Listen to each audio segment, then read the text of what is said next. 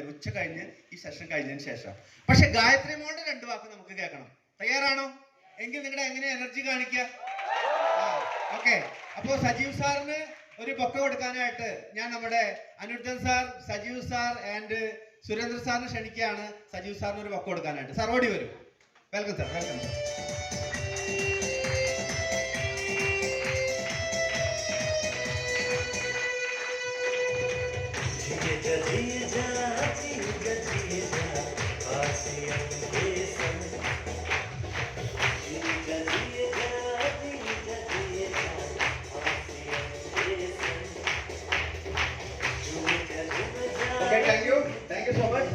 അപ്പോ സമയത്തിന്റെ അഭാവം മൂലം, കാരണം നമുക്ക് ഗുഡോട്ടിനെ സ്വീകരിക്കണം.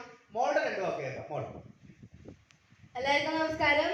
ജയ് ആർസിഎം, ജയ് ഗുഡോട്ട്. എന്റെ പേര് ഗായത്രി BS. മുമ്പ് അച്ഛൻ മരപ്പണിയും അതുപോലെ തന്നെ പലചരക്കുകളും ചെയ്തായിരുന്നു. അവിടെ ഒന്നും ഒരു നേട്ടം, ഒരു സ്വപ്നങ്ങളോ ആഗ്രഹങ്ങളോ ഒന്നും ഉണ്ടായില്ല.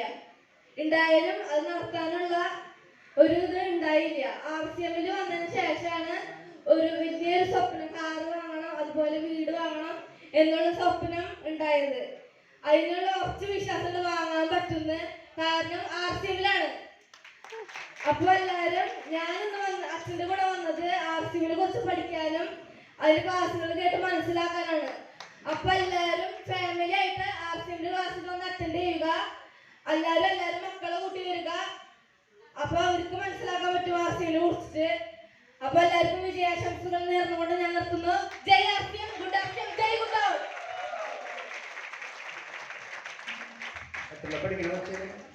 ഒരു 10ാം ക്ലാസ്സിൽ പഠിക്കുന്ന കുട്ടിക്ക് RCM മനസ്സിലായി എന്നുള്ളതാണ് ഇവിടെ മനസ്സിലാക്കേണ്ടത്, അല്ലേ? അപ്പൊ നമ്മൾ മനസ്സിലാക്കണ്ടേ? അടുത്ത പ്രാവശ്യം ക്ലാസ്സിൽ വരുമ്പോ എന്റെ മക്കളെ ഞാൻ കൊണ്ടുവരും അങ്ങനെ പറയുന്നവർ എത്ര പേരുണ്ടെന്ന് കൈപറ്റി? Very good. എന്റെ മക്കളെ എനിക്ക് RCMകാരാക്കണം അങ്ങനെ എത്ര പേര് ആഗ്രഹിക്കുന്നുണ്ട്? ആഹാ, വെരി ഗുഡ്. ഒരു നല്ല കൈ നിങ്ങൾക്ക് വേണ്ടി കൊടുക്കാം. Thank you sir, thank you so much. Okay, ഇനി നമ്മുടെ ഗ്രേറ്റ് ഗുരുനാഥ